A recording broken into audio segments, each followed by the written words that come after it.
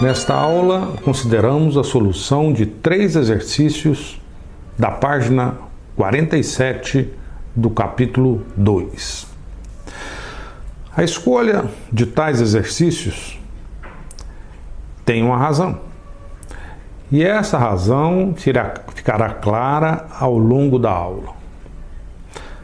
Vamos ao primeiro exercício, após a morte. O sujeito morreu, o Zé morreu. Subiu o espírito do Zé lá para cima. Chegou lá em cima, encontrou 2 portas, exatamente iguais. Uma era a porta do céu, a outra do inferno. E ali à frente daquelas 2 portas havia 2 porteiros. Um absolutamente honesto e o outro completamente mentiroso. E esses porteiros se conheciam, ou seja, o mentiroso sabia que o outro era honesto e vice-versa. O honesto conhecia bem e sabia que o outro era mentiroso. Mas o Zé, que morreu, que chegou lá, de repente, não conhecia os porteiros, não sabia quem falava só verdade e quem falava só mentira. Problema: como que,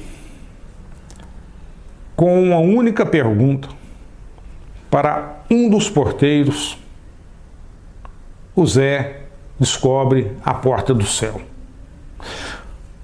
O Zé queria ir para o céu, não queria viver tranquilo. Tem gente atualmente que prefere o inferninho, né? Mas no caso do Zé, um cara comportado, tranquilo, pretendia ir para o céu, queria descobrir a porta do céu. Veja a solução. Aqui temos 2 portas iguais. E aqui os 2 porteiros. Um que só fala a verdade e outro que só fala mentira. O Zé não sabe quem é quem. Para descobrir a porta do céu, o Zé não pode chegar para um dos porteiros e perguntar qual é a porta do céu. Ele tem 50% de chance de acertar. Se ele perguntar para o porteiro mentiroso, ele vai indicar a porta errada.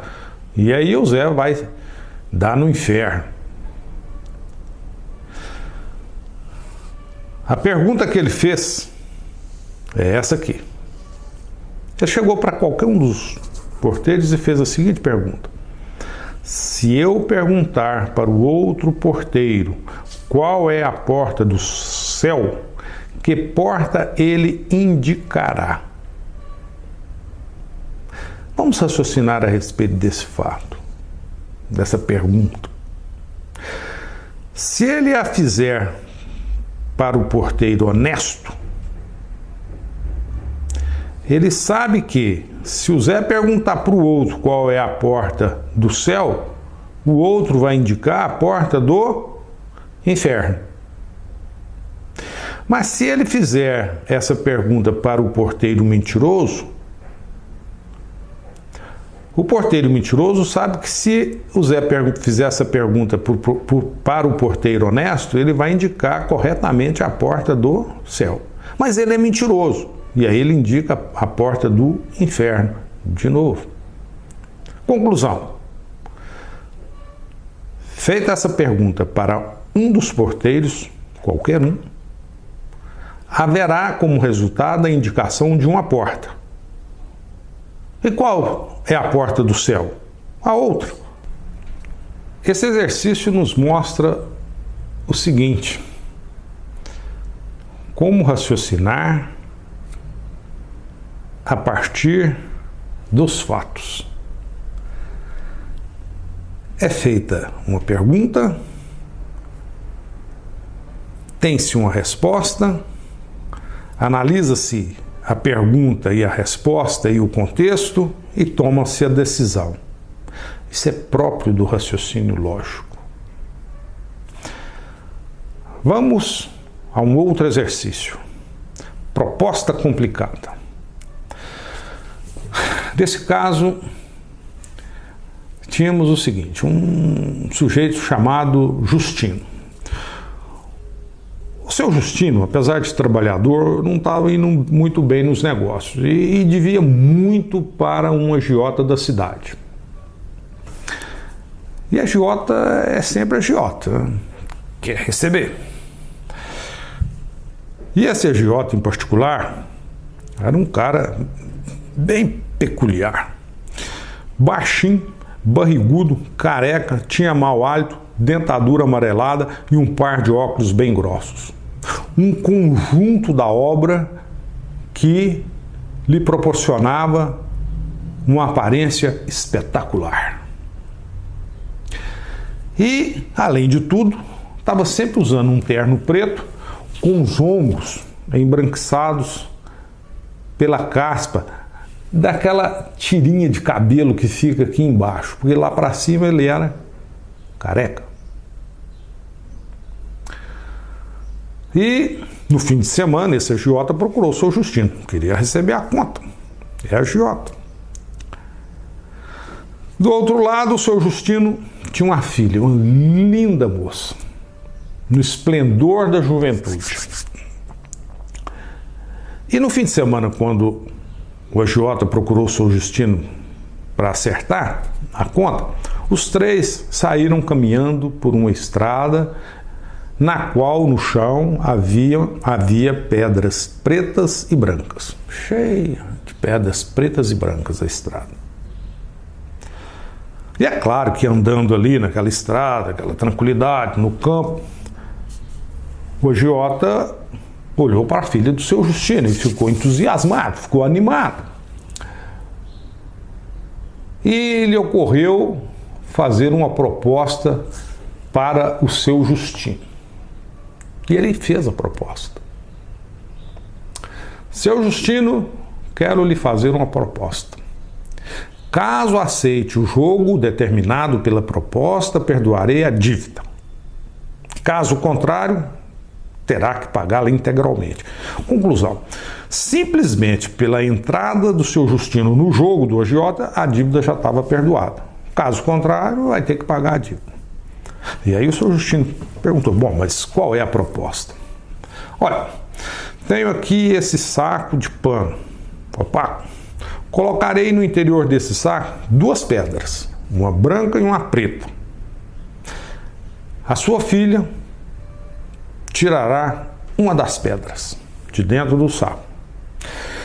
Se for preta, ela se casará comigo.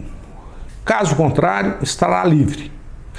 Ainda quero deixar claro que sua dívida será perdoada pelo simples fato de aceitar o jogo. O seu Justino pensou. É claro que a filha do seu Justino também estava pensando muito. Naquela época não era como hoje. As mulheres eram submissas e não tinham opinião própria, infelizmente. Ela ia ter que seguir a determinação do pai. Situação nada cordial. Mas dada aquela dívida grande, o senhor Justino aceitou o jogo. Tudo bem. Coloque duas pedras no interior do saco, uma preta e uma branca. E a minha filha vai tirar uma das pedras. Mas a agiota, como todo agiota, é esperto.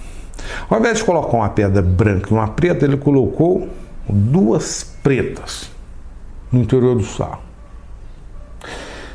Mas a filha do seu Justino percebeu. Falou, pô, malandro, colocou duas pedras pretas lá dentro, então agora de todo jeito eu vou tirar uma pedra preta e aí terei que casar com esse agiota?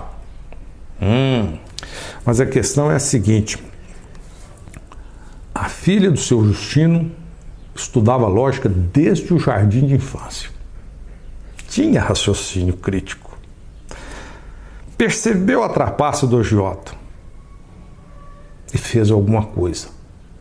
E se saiu muito bem. Afinal de contas, o que é que a filha do seu Justino fez. Ela fez alguma coisa, não se casou com o Jota e a dívida foi perdoada. Poxa, mas afinal, o que é que ela fez? Veja a solução. Aqui temos os três. A filha do seu Justino e o agiota, andando por umas estradas com pedras pretas e brancas. No saquinho, o agiota colocou 2 pedras pretas. A moça percebeu. O que ela fez? Simples. Ela foi ao saco, tirou uma pedra e a jogou no chão. Nesse momento, a pedra se misturou às outras, que eram muitas, pretas e brancas. E aí, então, o agiota disse: você tirou uma preta, não? Ela falou: não, tirei uma branca. Ele: não, como? Claro que tirei uma branca. Olhe a cor da pedra que está no interior do saco. A filha do seu Justino nos mostra como é importante raciocinar. É claro que ela tirou uma branca, porque a que estava no saco era preta, e ela sabia disso. E não teve como o agiota voltar atrás. Isso é raciocínio, isso é mágico. Veja um outro exercício. Perdido na floresta. Nesse exercício, um colecionador, o Zé colecionava borboletas. Foi passear na floresta, à procura dos belos insetos. Acontece que, de repente, ele foi capturado por índios antropófagos e foi levado ao centro da aldeia. Ali no centro da aldeia, a turma se reuniu. De um lado, uma mesa grande. Do outro lado, um caldeirão enorme, fogo embaixo. E colocaram ali dentro água com todos os temperos, pimenta do reino, cebolinha de folha, salsa e tudo mais. E o Zé estava observando aquela situação. Puxa, a coisa não está muito bem para mim, não.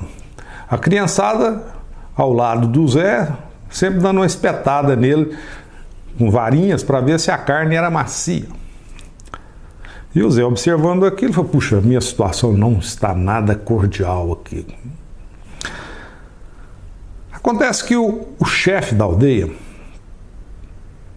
estudava lógica pela internet. Gosta de lógica também, o chefe da aldeia. E fez um desafio para o Zé. Zé, observe que a sua situação é uma situação de poucas chances. De um lado o caldeirão, de outro lado a mesa. E lhe farei uma proposta. Uma chance de se livrar. Você terá, por essa proposta, que fazer uma afirmação. Se a sua afirmação for falsa, nós o levaremos para aquela mesa e você será comido vivo. Isso é, a turma vai tirar lasquinha por lasquinha e vai lhe comendo aos poucos.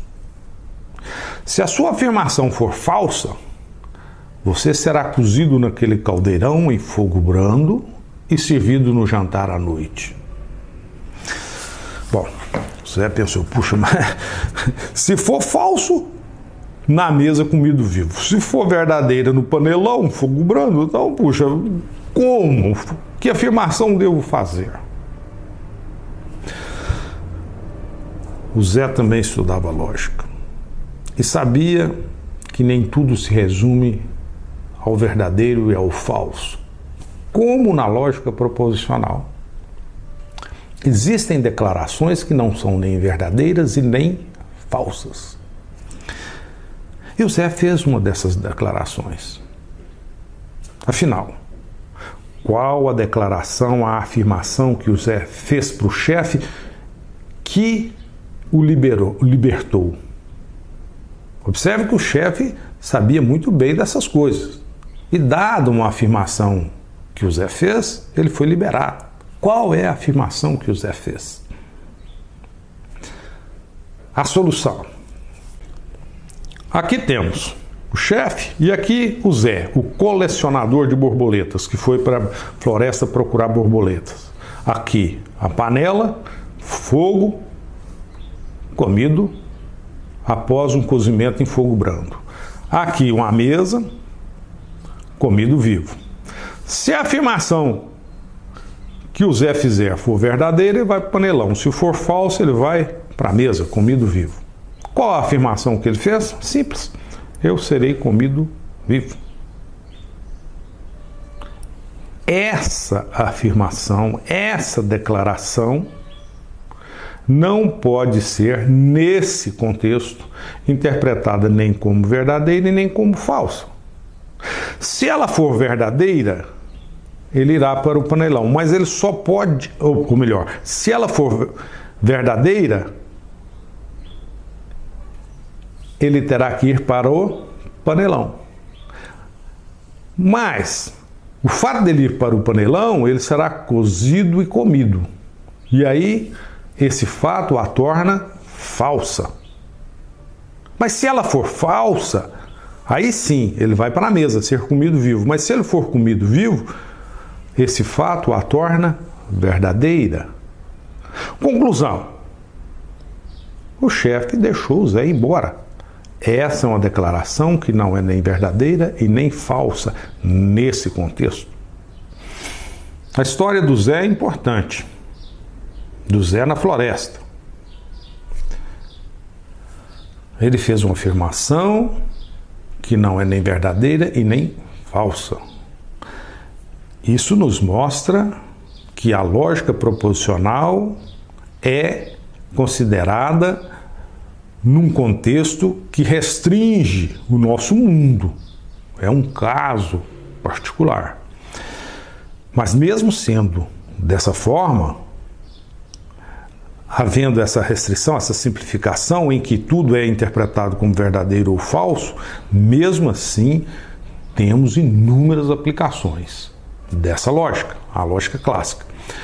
Há outras lógicas, lógicas não clássicas, nas quais consideramos a possibilidade de declarações poderem ser interpretadas não só como verdadeiro ou falso.